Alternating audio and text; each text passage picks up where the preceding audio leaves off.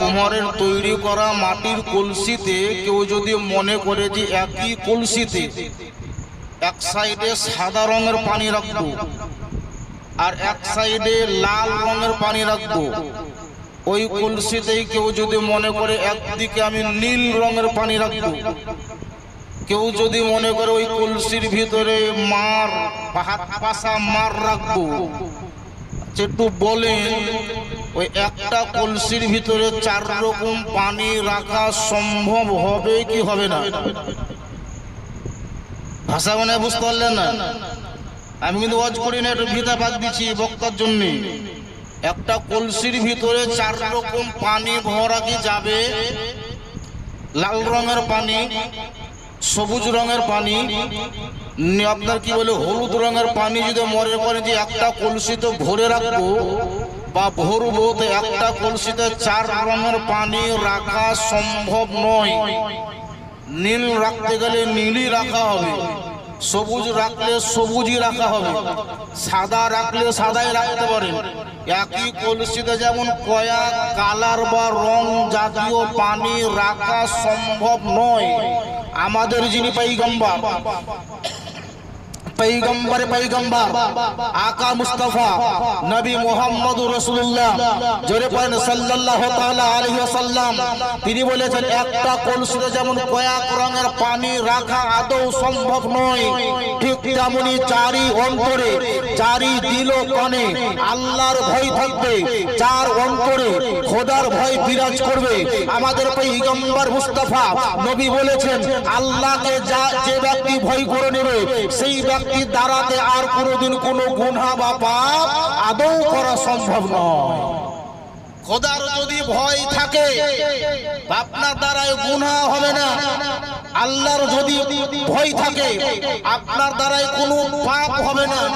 আর যদি আল্লাহর ভয় আপনার অন্তরে নাই, খোদার ডর আপনার ভিতরে নাই, দেখবেন ওই ব্যক্তির দ্বারাতে মিথ্যা কথা বলতেও সময় লাগবে না, চুরি করতেও দেরি লাগবে না, তার মানে তার দ্বারাতে গুনাহ করা কোনো অসুবিধা নাই, ইজি কাজ। হাদিস শরীফের মধ্যে লেখা আছে যারা আল্লাহকে ভয় করে নিয়েছে, যে আল্লাহকে ভয় করে নিয়েছে সেই ব্যক্তি আল্লাহ ওয়ালা হয়ে গেছে। যে ব্যক্তি আল্লাহকে ভয় করে নিয়েছে সেই ব্যক্তি আল্লাহ ওয়ালা হয়ে গেছে। কোরআন শরীফের মধ্যে লেখা আছে ফালা তাখসাউনান নাসা ওয়াখসাউনি, তোমরা মানুষকে নয় বরং আল্লাহকে ভয় করো। আর আল্লাহকে ভয় করলে কি হবে? সমস্ত গুনাহ থেকে আপনি বাঁচবেন, সমস্ত অন্যায় থেকে আপনি বাঁচবেন, সমস্ত আপনি পাপ থেকে বাঁচবেন। দেখবেন কাউরির 5টা বেটা, কাউরির 5টা বেটা, তার মধ্যে একটা বেটা তার অন্তরের ভিতরে বাপেরও খুব ভয়, মাকেও ভয় করে, বড় ভাইকেও ভয় করে, ছোট ভাইকেও ভয় করে, পাড়ার লোককেও ভয় করে। যার ভিতরে সবারই ভয় থাকবে ওই ছেলেটার দ্বারাই দেখবেন অন্যায় কাজ হয় না, হবে সম্ভব হবে না। যার ভিতরে বাপের ভয় থাকবে তার মন চাইবে, মন সবসময় বলবে যদি অন্যায় কাজ করি, কেউ যদি বাপকে বলে দেয় বাপ হয়তো আমাকে মারবে। যে ছেলেটা মাকে ভয় করে পাড়াতে কাউরির সঙ্গে অন্যায় কাজ করবে না, তার কারণ মাকে বলে দিলে মা মারবে। বড় ভাইকে যদি ভয় করে তার বলবে মনে যে অন্যায় কাজ করতে গেলে বড় ভাইকে বলে দিলে বড় ভাই আমাকে মারবে। তার মনে যার ভিতরে পরিবারের লোকের উপরে ভয় থাকবে ওই ছেলেটা দ্বারাতে অন্যায় কাজ করা সম্ভব নয়। আর যার ভিতরে কাউকেই ভয় করে না ওর দ্বারাতে অন্যায় কাজ করা কোনো অসুবিধাও নয়। মানুষ হয়ে মানুষকে যে কেউ ভয় করে তার দ্বারাতে অন্যায় করা যেমন সম্ভব নয়, ঠিক তেমনি যারা আল্লাহকে ভয় করে, যেই ব্যক্তি খোদাকে ভয় করে সেই ব্যক্তির দ্বারাতে শরীয়তের বহির্ভূত কোনো কাজ করা আদৌ সম্ভব নয়। আর যারাই শরীয়তের বহির্ভূত কোনো কাজ করেনি তারাই হয়েছে আল্লাহওয়ালা। আর যিনারাই আল্লাহওয়ালা তিনাদেরকে পীর এবং ওলি বলা হয়। আজকে বাৎসরিক উরুস মুবারক দেখবেন এই মাদ্রাসা নয় বনে মাজার, আসরের নামাজ পড়ার পর অনেকে চাদর উত্তোলন করলেন। চাদর, যেই ব্যক্তি চাদরটা দিয়েছেন উনাকে জিজ্ঞাসা যদি করেন আপনি চাদর দিলেন কেন, সে বলবে একটা মানত করেছিলাম হুজুর, এই কাজ যদি আপনার দ্বারাতে এই কাজটা হয়ে যায় আমি একটি চাদর দেব, আমি শিরনি দেব। কেউ হয়তো শিরনি মানত করেছেন, কেউ হয়তো চাদর মানত করেছেন, কেউ হয়তো ফাতিহা দিব মনে করেছিলেন। তার উদ্দেশ্য হলো এটাই যে নিশ্চয়ই কোনো ব্যক্তি এই আল্লাহর ওলি যিনি আছেন তিনার কাছে কোনো জিনিসের আবেদন করে কেউ করেছিলেন।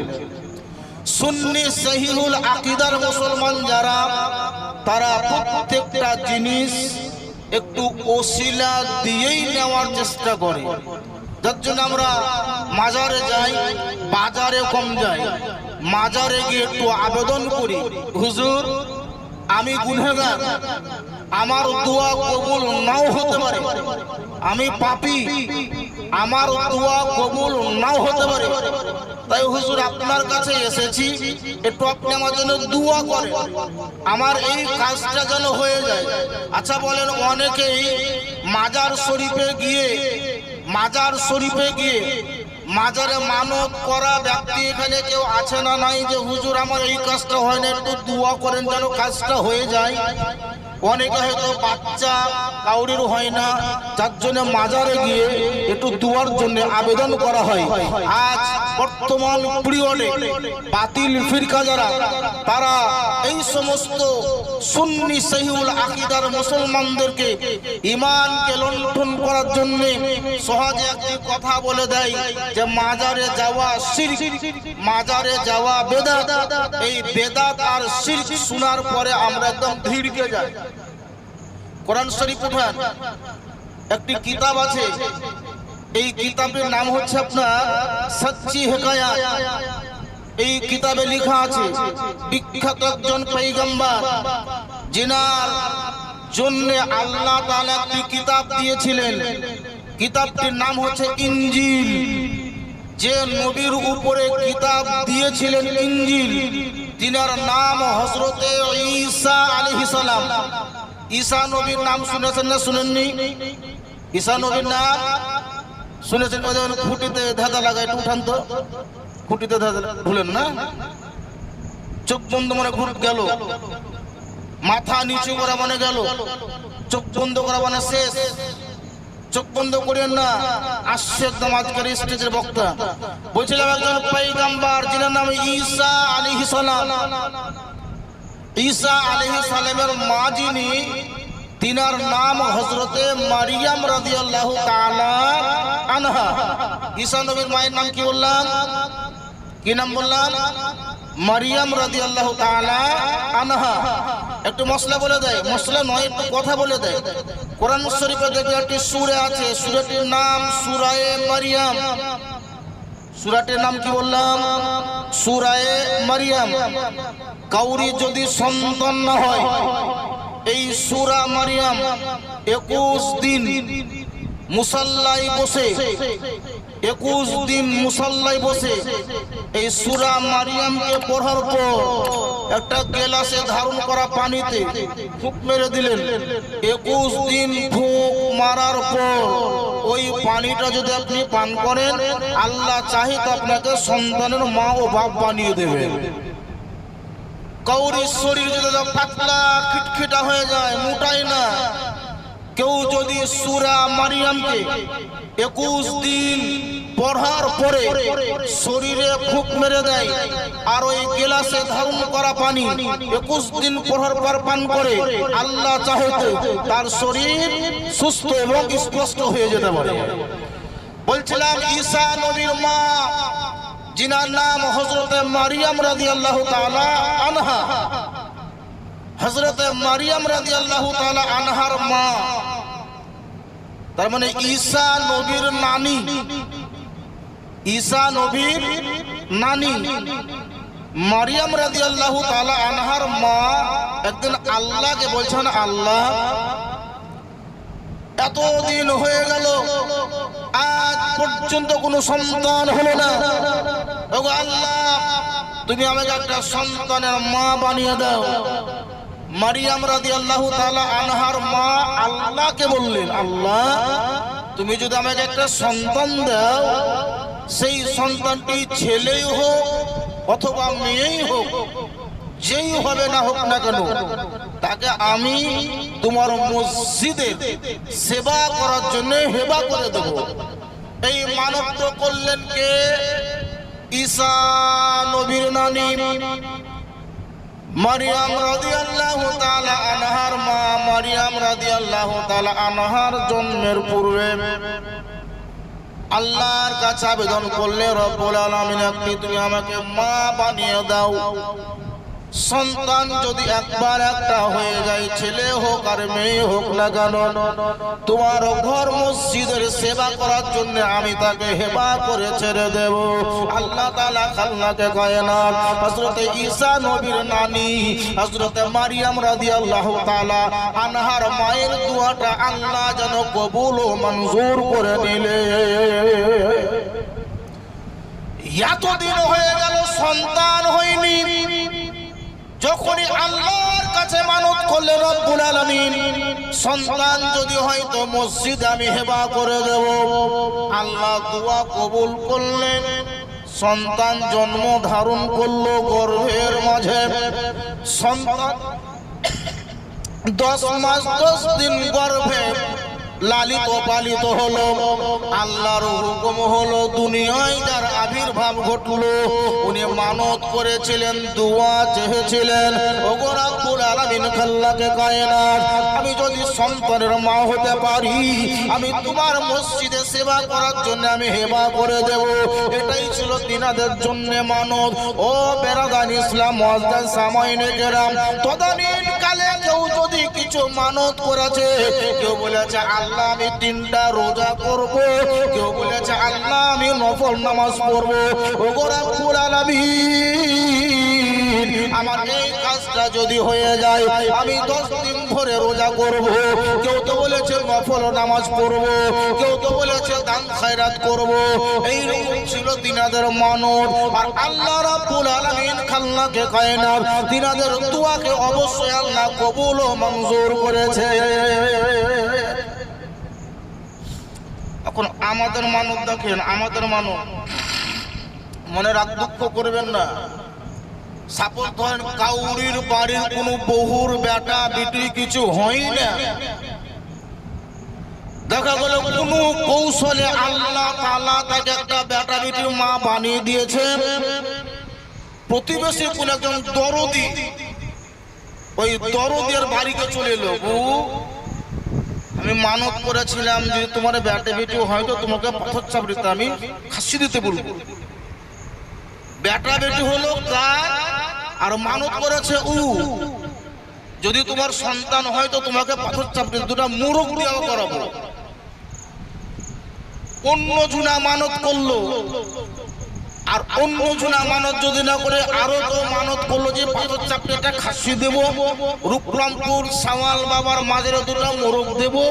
তো সুবহানাল্লাহ, ওই খাসি দেওয়া মানত করার বাড়ির লোক একটা খাসির মাংস যদি খুব বেশি হলো 15 কেজি হবে। বাস ভাড়া করে আছে, ও বাস ভাড়া, এই বাস ভাড়া করি বিহাইকে ফোন করছে, বিহাই কোথায় আছেন? তো মাঠে। বিহাই একটা কথা বলছিলাম, আমার তো ওই মানত করেছিলাম পাথর চাপড়িতে, তো শুক্রবারের দিন যাব, খুব ভালো দিন, ওইখানে নামাজটাও পড়া হবে, খুব নেকি পাবেন, খুব নেকি পাবেন। আচ্ছা বলেন, মুসাফির যারা তাদের জন্য কি জুম্মা নামাজ পড়তে হয়? কোন আলেমকে জিজ্ঞাসা করেছেন যে মুসাফিরের জন্য জুম্মা নামাজ আছে না নাই? জিজ্ঞাসা করলেন না। জুম্মার দিন মানত করেছে, বাস ভাড়া করেছে, তো বিহানকে পাঠাইন দেন কেন, বহু টাকা পাঠাইন দেন কেন, বিড়িটা পাঠাইন দেন কেন, এই 3-4টা লোককেও দাওয়াত করলে। আর একজনকে ফোন করে ডাকলে, এই ফোন করে ডাকতে ডাকতে ডাকতে এক বাস একটা খাসি 15 কেজি মাংস হবে না। এক বাস ভাড়া করে চললো, গতি পাথর চাপড়ে গেল পিকনিক খেতে। পিকনিক বাস থেকে নামা মাত্রকে হেমানি পাউডার চুড়ি কিনতে ব্যস্ত, তারা খাসি রকম খাস্ত। বলছিলাম মানব হযরত মারিয়াম রাদিয়াল্লাহু তাআলা আনহার মা মানত আল্লাহ, যদি একটা সন্তান দাও আমার সন্তানটা তোমার মসজিদে আমি হেবা করে দেব।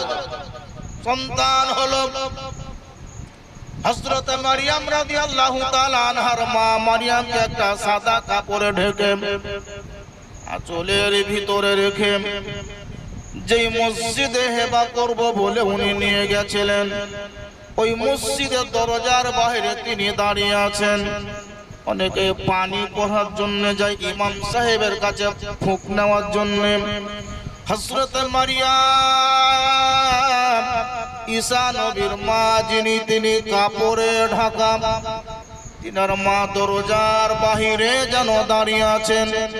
মসজিদ থেকে নামাজি নামাজ পড়ার পরে বেরিয়ে আসার পরে জিজ্ঞাসা করছে তুমি কে? উনি বলছেন আমাকে চিনতে পারো না, আমি অমুক ঝুনার বিবি। বলে কাপড়ে ঢাকা ওইটা কি? বলে আমার একটা মেয়ে যার নাম রাখা হয়েছে মারিয়াম। এত অল্প বয়সের বাচ্চা মেয়েকে তুমি কেমন বাইনেছো বলো? হযরত মারিয়ামের মা বলছে আমি মানত করেছিলাম আল্লাহর নিকটে, আমারও যদি সন্তান হয় আমি খোদার ঘর মসজিদে ছেড়ে দেব সেবা করার জন্য।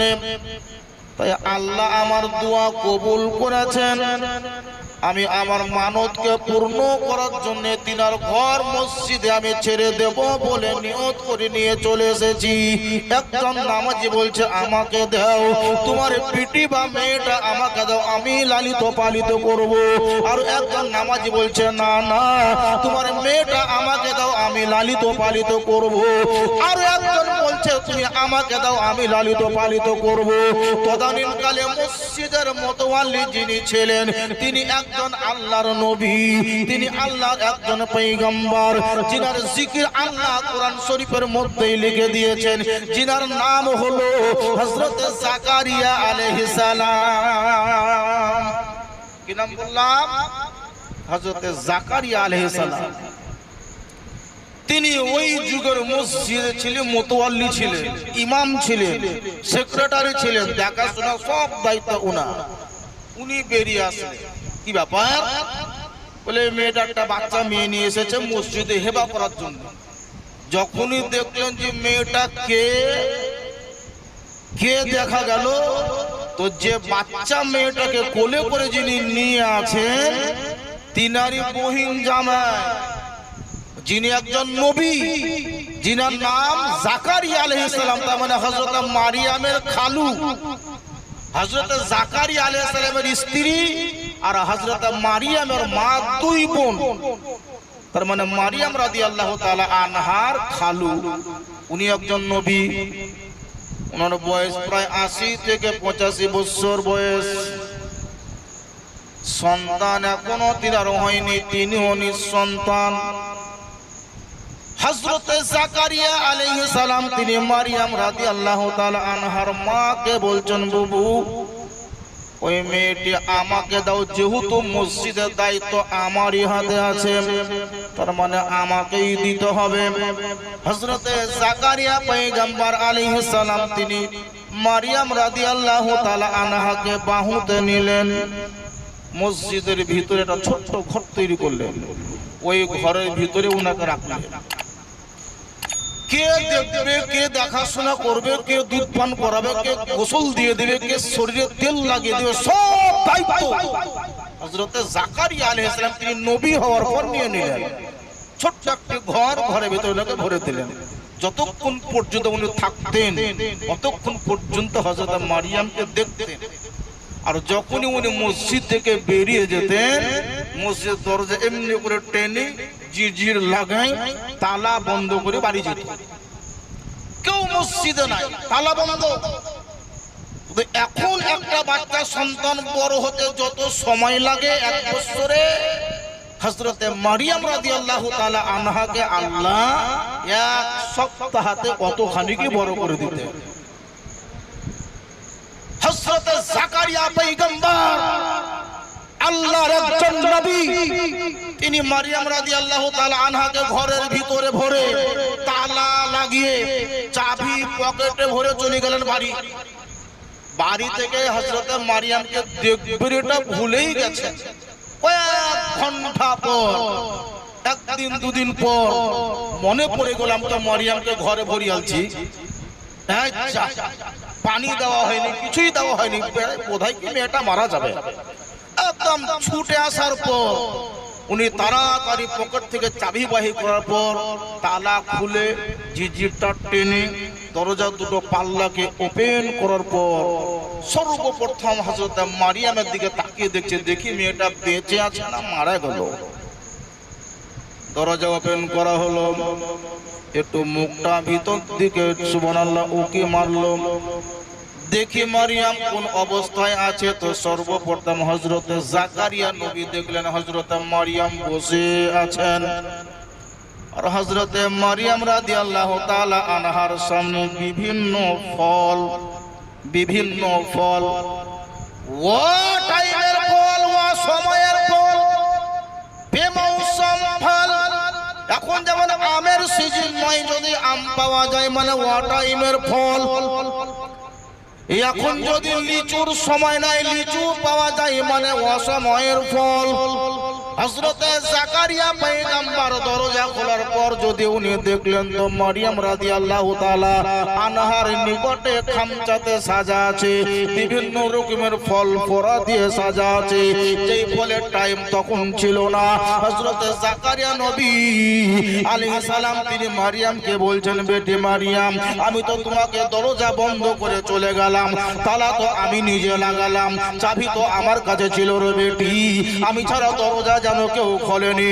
হযরত জাকারিয়া পয়গম্বর হযরত মারিয়াম রাদিয়াল্লাহু তাআলা আনহাকে বলছেন, বেটি মারিয়াম, তুমি আমাকে এতটুকু বলে দাও রে বেটি, আমি যেহেতু তালা বন্ধ করলাম, আমি নিজে এসে তালা খুললাম রে বেটি, কিন্তু তোমার সামনে এই ধরনের খাবারটা কে রেখে গেল বলো, কে তোমাকে খাবার দিয়েছে বলো, চাবি তো আমার কাছে ছিল, আমি ছাড়া কেউ যেন ওপেন করেনি।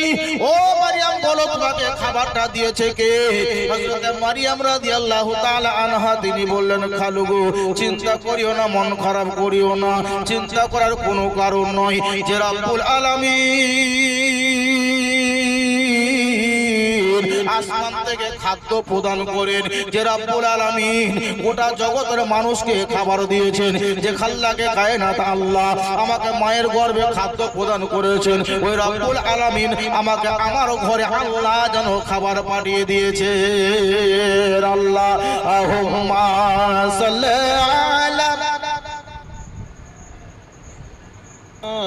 মাওলানা মুহাম্মদ ওয়া আলা আলি সাইয়্যিদিনা মাওলানা মুহাম্মদ। জোরে পড়েন সাল্লাল্লাহু তাআলা আলাইহি ওয়াসাল্লাম। হযরত মারিয়াম কি বললেন, যে আল্লাহ গোটা জগতের মানুষকে খাদ্য প্রদান করছেন, সেই আল্লাহ আমাকে খাবার দিয়েছে। দেখেন জাকারিয়া উনি একজন নবী, বয়স কত? 80 থেকে 85 বছর বয়স, একটাও বেটা বেটি হয়নি। যখনই উনি দেখলেন কি ও টাইমের ফল হযরত মারিয়ামকে আল্লাহ দিয়েছেন, তার মানে মারিয়াম সাধারণ মেয়েদের মতো মেয়ে নয়। এটা বললেন কে? একজন আল্লাহর নবী।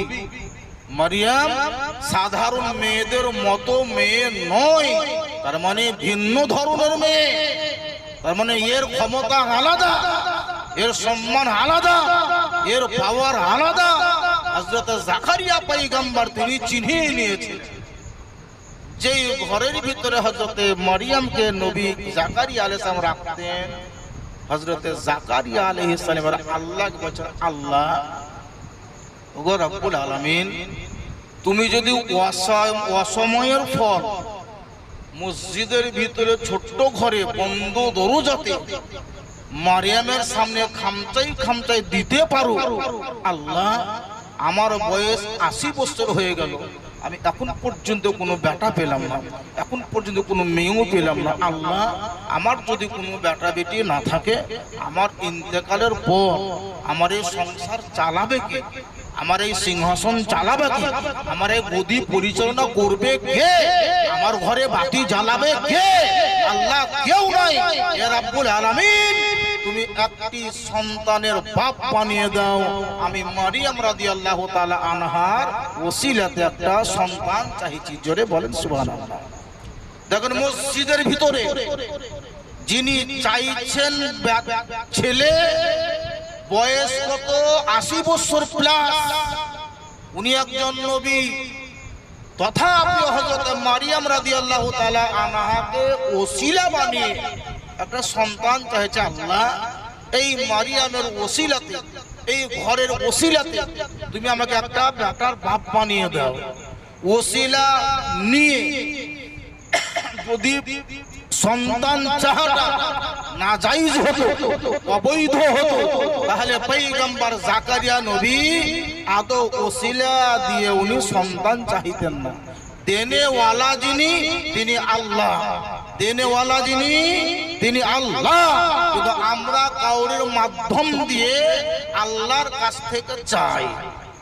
আমার দোয়া কবুল নাও হতে পারে, তার জন্য উনাদেরকে ওসিলা বানিয়েই দোয়া চাইছি।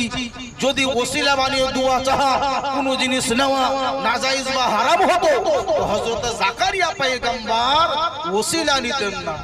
আর আমরা তো বলি ওসিলা মাধ্যম দিয়ে নেওয়াটা যত চাই